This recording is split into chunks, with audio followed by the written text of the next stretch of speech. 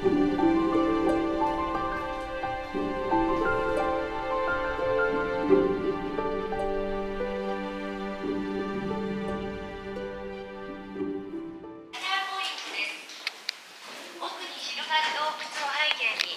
を撮ってくださいね。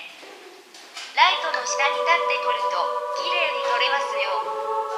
また、いつもこの辺りの排水路にサワナギがいる時があります。ちょっと探してみてください。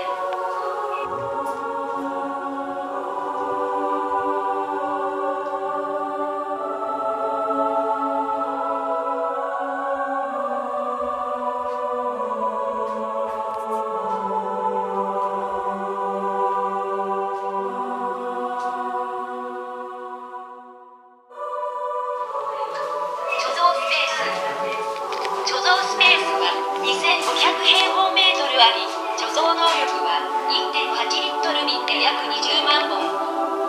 現在、1.8 リットル瓶を中心に13万本貯蔵されています。揺らぎ。洞窟内は冷蔵庫のように常に一定ではありません。朝夕、季節の移り変わりの中で1年を通して5度から15度の温度の揺らぎがあります。ヨーロッパの優れたカーブ、地下ワイン湖のように緩やかな温度変化を伴った環境は日本酒熟成においても理想的だと考えられます。